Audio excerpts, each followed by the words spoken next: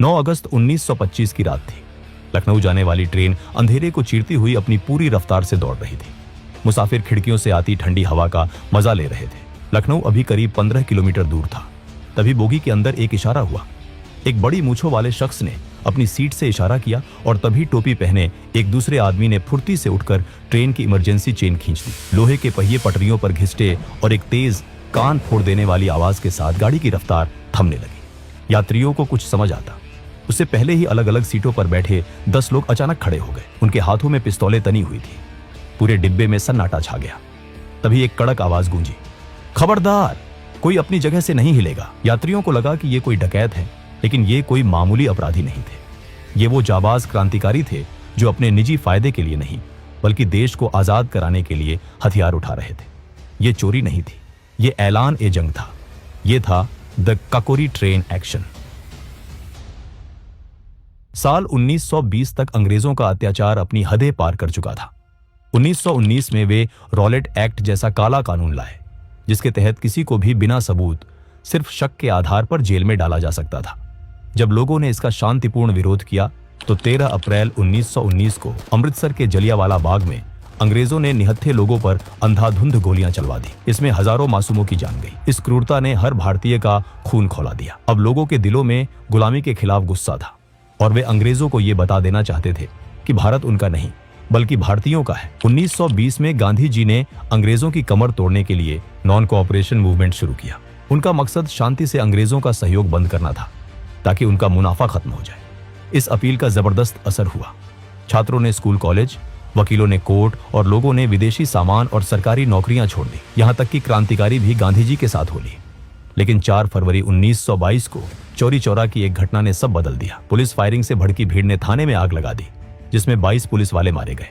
गांधी जी हिंसा के सख्त खिलाफ थे। उन्होंने तुरंत आंदोलन रोक लिया।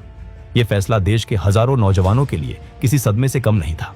सोचिए उस युवा के बारे में जिसने देश के लिए अपना सब कुछ छोड़ दिया था और अचानक उसे कहा जाए कि वापस घर जाओ, आंदोलन खत्म। उन्हें लगा कि उनके जज्बातों के साथ धोखा हुआ है। उन्हें लगा कि सिर्फ अहिंसा से अंग्रेजों को नहीं भगाया जा सकता। उन्हें अब एक नए रास्ते की तलाश थी और वो रास्ता था सशस्त्र क्रांति का। इसी हताशा और गुस्से के बीच जन्म हुआ HRA, हिंदुस्तान रिपब्लिकन एसोसिएशन का। 1924 में कानपुर में राम प्रसाद बिस्मिल, अशफाक उल्लाह खान, सचिंद्रनाथ बख्शी, सचिंद्रनाथ सान्याल और योगेश चंद्र चैटर्जी जैसे क्रांतिकारियों ने इसकी नींव रखी। इनका सपना सिर्फ अंग्रेजों को भगाना नहीं था बल्कि भारत में एक संघीय गणतंत्र बनाना था जहां अमीरी गरीबी का फर्क ना हो। लेकिन क्रांति के लिए सिर्फ जज्बा काफी नहीं होता, उसके लिए चाहिए होता है पैसा और हथियार। और यही से शुरू होती है काकोरी की असल कहानी। HRA को अपनी क्रांति जारी रखने के लिए पैसों की सख्त जरूरत थी। उन्हें हथियार खरीदने थे, खास तौर पर जर्मन माउजर पिस्तौलें जो उस समय की बेहतरीन गन मानी जाती थी। एक दिन शाहजहांपुर से लखनऊ जाते वक्त राम प्रसाद बिस्मिल ने देखा कि स्टेशन मास्टर ने गार्ड को पैसों का एक थैला दिया, जिसे एक लोहे के संदूक में रखा गया। ये अंग्रेजों द्वारा भारतीयों से वसूला गया टैक्स का पैसा था। बिस्मिल ने गौर किया कि उस भारी संदूक में ना तो कोई ताला था और ना ही जंजीर। ये देखकर उन्होंने तुरंत फैसला कर लिया कि अब पैसों के लिए अपने देशवासियों को नहीं बल्कि अंग्रेजों के इसी सरकारी खजाने को लूटा जाएगा। बिस्मिल ने ट्रेन के आने जाने का समय और बाकी जानकारी इकट्ठा कर अपनी रणनीति पक्की की। फिर शाहजहांपुर में HRA के भरोसेमंद साथियों की एक मीटिंग बुलाई। वहां उन्होंने प्लान बताया। हमें शाहजहांपुर से लखनऊ जाने वाली 8 डाउन ट्रेन को लूटना है। काकोरी के पास चेन खींचकर ट्रेन रोकेंगे और गार्ड के डिब्बे से सरकारी खजाना अपने कब्जे में लेंगे। इस मीटिंग में बैठे चंद्रशेखर आजाद ने जब पूछा कि अगर ट्रेन नहीं रुकी तो क्या होगा, तो बिस्मिल ने कहा कि हम अलग अलग डिब्बों में होंगे। अगर एक जगह से चेन काम ना करे तो दूसरी टीम चेन खींच देगी। अशफाक उल्लाह खान ने इस प्लान का समर्थन तो किया, लेकिन एक शर्त रखी कि हम खजाना जरूर लूटेंगे पर किसी भी बेकसूर हिंदुस्तानी की जान नहीं जानी चाहिए। बिस्मिल को अपने दोस्त की ये बात बहुत पसंद आई। इसके बाद उन्होंने इस मिशन के लिए कुल 10 जाबाजों की टीम तैयार की। इस टीम में थे राम प्रसाद बिस्मिल, अशफाक उल्लाह खान, चंद्रशेखर आजाद, राजेंद्र लाहिड़ी, सचिंद्र बख्शी, केशव चक्रवर्ती, मनमथ नाथ गुप्त, मुकुंदी लाल, मुरारी लाल खन्ना और बनवारी लाल। काकोरी एक्शन का असली प्लान 8 अगस्त 1925 के लिए बना था। क्रांतिकारी पूरी तैयारी के साथ स्टेशन पर पहुंचे भी थे, लेकिन उस दिन किस्मत ने साथ नहीं दिया। अंग्रेज सरकार की ट्रेनें वैसे तो हमेशा लेट होती थी, लेकिन उस दिन ट्रेन वक्त से पहले आ गई, इसलिए प्लान फेल हो गया। लेकिन उन्होंने हार नहीं मानी। उन्होंने तय किया कि अगले दिन यानी 9 अगस्त को ये काम हर हाल में पूरा होगा। अगले दिन 9 अगस्त 1925 को 10 जाबाज क्रांतिकारी अलग अलग स्टेशनों से ट्रेन में चढ़े। उनमें से 4 के पास बंदूकें थी जिन्हें उन्होंने अपने कपड़ों के अंदर छुपा रखा था। शाहजहांपुर स्टेशन पर जैसे ही 8 डाउन ट्रेन आई, सभी क्रांतिकारी अपनी तय जगहों पर बैठ गए। राजेंद्र लाहिड़ी, अशफाक और सचिंद्र बख्शी सेकंड क्लास में थे क्योंकि चेन खींचने की जिम्मेदारी लाहिड़ी की थी। ट्रेन चल पड़ी और सबने अपने चेहरे ढक लिए। जैसे ही ट्रेन काकोरी स्टेशन से आगे बढ़ी, राजेंद्र लाहिड़ी ने चेन खींच दी। तेज आवाज के साथ ट्रेन अंधेरे में रुक गई। क्रांतिकारियों ने तुरंत ड्राइवर को काबू में कर लिया। यात्रियों को घबराता देख बिस्मिल ने भरोसा दिलाया और कहा, डरिए मत, हम सिर्फ सरकारी खजाना लेने आए हैं, आपकी जान या सामान को हाथ भी नहीं लगाएंगे, आप लोग अपनी सीटों पर बैठे रहें। बिस्मिल, अशफाक और आजाद ने गार्ड को काबू में कर लिया, लेकिन वो ये देखकर हैरान होते हैं कि संदूक में तो ताला लगा है। संदूक बहुत भारी था, इसलिए उसे वहीं तोड़ना जरूरी था। अशफाक ने पहले पत्थर से कोशिश की, फिर कामयाबी न मिलने पर अपनी बंदूक मनमथनाथ गुप्त को थमा दी और हथौड़े से ताला तोड़ने में जुट गए। बाकी साथियों ने अलग अलग जगहों से हवाई फायरिंग शुरू कर दी ताकि लोगों को लगे कि हमलावरों की तादाद बहुत ज्यादा है। ये चाल कामयाब रही। डर के मारे ट्रेन में मौजूद पुलिस वाले और अंग्रेज अफसर भी अपनी सीटों से हिलने की हिम्मत नहीं कर सके। सब कुछ प्लान के मुताबिक चल रहा था, लेकिन तभी एक ऐसी अनहोनी हुई जिसने इन क्रांतिकारियों की किस्मत बदल दी। ट्रेन काफी देर से रुकी थी तो अहमद अली नाम के एक मुसाफिर अपनी पत्नी का हाल लेने महिला डिब्बे की तरफ बढ़े। मनमथनाथ गुप्त, जो उस समय काफी कम उम्र के थे, उन्हें गलतफहमी हुई कि कोई हमलावर आ रहा है। राम प्रसाद बिस्मिल समझ गए थे कि वो एक आम आदमी है, लेकिन इससे पहले कि वो मनमथ को रोक पाते, घबराहट में गोली चल गई। अहमद अली की मौके पर ही मौत हो गई। ट्रेन में सन्नाटा छा गया। मनमथ अपनी गलती पर फूट फूट कर रोने लगे। बिस्मिल ने उन्हें किसी तरह चुप कराया। उनका उसूल था कि किसी हिंदुस्तानी की जान नहीं जानी चाहिए, लेकिन जो हो चुका था उसे बदला नहीं जा सकता था। वक्त कम था, इसलिए बिस्मिल ने तुरंत ध्यान काम पर लगाया। अशफाक से संदूक का ताला नहीं टूट रहा था, तो बिस्मिल ने खुद हथौड़ा उठाया और पूरी ताकत से वार करके ताला तोड़ दिया। अंदर से करीब 8,000 रुपये मिले, जिनकी कीमत आज लाखों में होगी।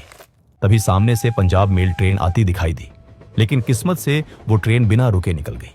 जल्दी जल्दी पैसे चादरों में बांधकर वो सब वहां से भागे। गोमती नदी के किनारे चलते हुए वो लखनऊ पहुंचे और रात एक पार्क में पेड़ों के नीचे गुजारी। अगली सुबह वो देखते हैं कि अखबारों में ये खबर आग की तरह फैल चुकी थी। उन 10 साथियों ने आखिरी बार एक दूसरे को देखा और चुपचाप भीड़ में गायब हो गए। काकोरी की घटना की खबर जंगल में आग की तरह पूरे देश में फैल गई। लोगों को सबसे अच्छी बात यह लगी कि क्रांतिकारियों ने सरकारी खजाने के अलावा किसी आम मुसाफिर का एक पैसा भी नहीं छुआ था। ये अंग्रेजों के लिए सिर्फ धन की हानि नहीं थी, बल्कि उनकी सत्ता पर एक करारा तमाचा था। ब्रिटिश सरकार समझ गई थी कि अगर इन क्रांतिकारियों को तुरंत नहीं रोका गया तो बगावत की ये आग पूरे देश में फैल जाएगी। क्रांतिकारियों को लगा था कि उन्होंने पीछे कोई सबूत नहीं छोड़ा, लेकिन जल्दबाजी में एक चादर वहीं छूट गई। उस चादर पर धोबी का निशान लगा था। पुलिस उस निशान के जरिए शाहजहांपुर के धोबी तक पहुंची और वहां से पता चला कि वो चादर किसी और की नहीं, बल्कि राम प्रसाद बिस्मिल के घर की थी। सरकार ने तुरंत इनामों की घोषणा कर दी।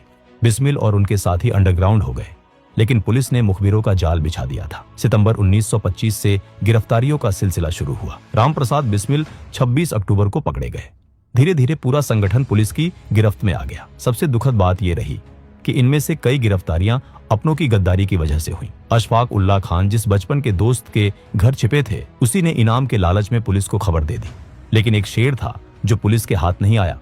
वो थे चंद्रशेखर आजाद। वो पुलिस को चकमा देकर फरार हो गए। पुलिस ने HRA के कुल 40 से ज्यादा लोगों को गिरफ्तार किया। जेल में पुलिस ने इन वीरों को तोड़ने के लिए हर हथकंडा अपनाया। सख्ती की गई और लालच भी दिया गया। ज्यादातर क्रांतिकारी तो चट्टान की तरह डटे रहे, लेकिन बनवारी लाल पुलिस के दबाव में टूट गए। उन्होंने सरकारी गवाह बनकर संगठन के सारे राज्य खोल दिए। अदालत में करीब 1.5 साल तक मुकदमा चला। रामप्रसाद बिस्मिल ने अपना केस खुद लड़ने का फैसला किया। भरी अदालत में उनकी अंग्रेजी और उनकी कानूनी दलीलें सुनकर जज भी हैरान रह जाते थे। बिस्मिल ने अदालत को ही अपना मंच बना लिया। वो वहां अपने विचार रखते ताकि अखबारों के जरिए जनता तक उनकी बात पहुंचे। अंग्रेज सरकार डर गई कि कहीं बिस्मिल अपनी बातों से लोगों को और प्रभावित ना कर दें, इसलिए बाद में उन्हें खुद पैरवी करने से रोक दिया गया। सरकार का मकसद इंसाफ करना नहीं, बल्कि इतनी भयानक सजा देना था कि भविष्य में कोई भी भारतीय अंग्रेजों के खिलाफ सर उठाने की हिम्मत न कर सके। जुलाई 1927 में अदालत ने अपना फैसला सुनाया। 40 में से कुछ लोग रिहा हुए, लेकिन 4 मुख्य क्रांतिकारी राम प्रसाद बिस्मिल, अशफाक उल्लाह खान, राजेंद्र लाहिड़ी और रोशन सिंह को फांसी की सजा मिली। बाकी साथियों को काला पानी या लंबी कैद की सजा दी गई। देश भर में इसके खिलाफ प्रदर्शन हुए और रहम की अपील की गई, लेकिन अंग्रेजों को जनता में खौफ पैदा करना था, इसलिए उन्होंने सारी अपीलें ठुकरा दी। सजा सुनाए जाने के बाद और फांसी के बीच का जो वक्त था वो बहुत भावुक था। राम प्रसाद बिस्मिल एक कट्टर आर्य समाजी हिंदू थे और अशफाक उल्ला खान एक पक्के नमाजी मुसलमान।